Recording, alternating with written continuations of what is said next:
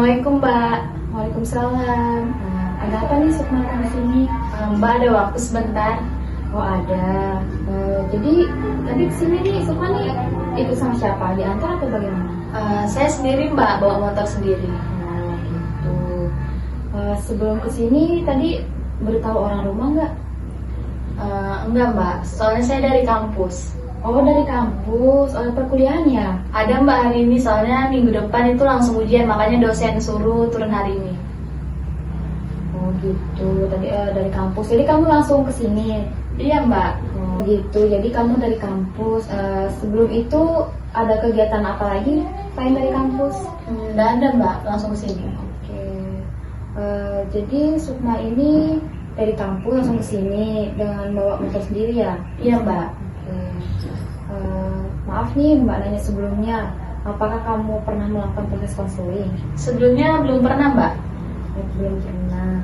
Oke, jadi di sini saya akan menjelaskan sedikit bagaimana itu proses konseling, dan di sini saya ini sebagai konselor, di mana saya ini sebagai perantara kamu, di mana kamu bisa menceritakan apapun masalah kamu dan saya dapat membantu kamu menyelesaikan permasalahan yang kamu alami, seperti itu.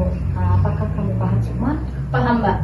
Oke, jadi kita sebelum melakukan konseling ini, saya akan memberitahu terlebih dahulu bahwa tujuan kita melakukan konseling ini agar kita bersama-sama dapat menyelesaikan dan mencari jalan keluar dari permasalahan yang kamu alami, seperti itu.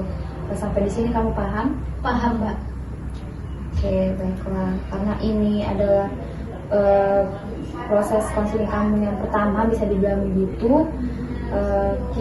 Saya sedikit akan menjelaskan dalam proses konseling itu juga terdapat yang namanya asas-asas, di mana ada asas kerahasiaan, kesukarelaan, dan keterbukaan.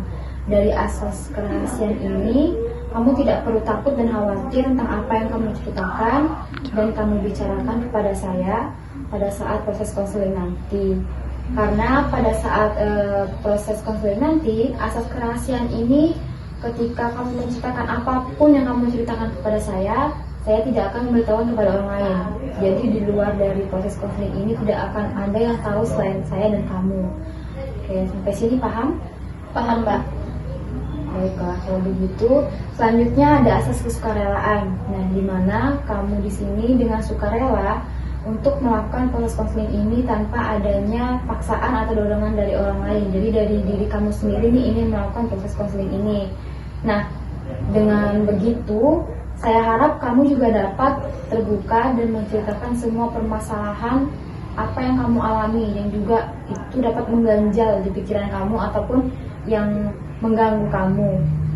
Nah, jika kamu tidak terbuka dalam proses konseling ini, maka proses konseling yang kita lakukan ini tidak akan berjalan secara optimal dan kita pun akan kesulitan dalam menemukan alternatif dari penyelesaian permasalahan yang sedang kamu alami.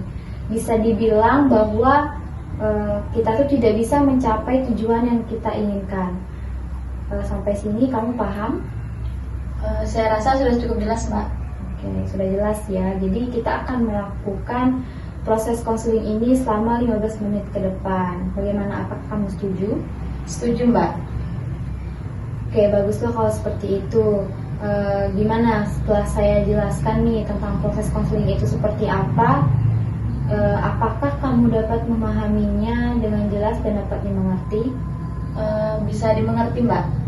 Alhamdulillah kalau begitu. Saya senang mendengarnya bahwa kamu di sini sudah paham bagaimana proses konseling, dan saya harap juga nantinya ketika kita melakukan proses konseling ini kita bisa mencapai tujuan kita bersama. Seperti itu ya Sukma?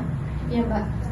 Oke, jadi baiklah, berhubungan dengan kesepakatan waktu kita tadi, di mana kita akan melakukan selama 15 menit ke depan. Nah, berhubungan dengan waktu yang kita tentukan tadi dan kita sepakati bersama telah habis, maka kita akhiri pada pertemuan hari ini dan kita akan bertemu pada pertemuan selanjutnya, di mana untuk hari ini kita sudah membahas nih tentang proses konseling dan apa saja asas-asas yang ada dalam konseling itu sendiri.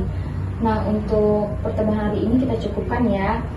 Dan kita juga akan bertemu untuk membahas asesmen masalah yang kamu alami. Oke, saya harap juga pada pertemuan selanjutnya kamu lebih semangat lagi dan kamu akan lebih siap lagi untuk melakukan proses konseling ini. Sampai berjumpa pada pertemuan selanjutnya ya Sukma. Baik Mbak, sampai jumpa pada pertemuan selanjutnya.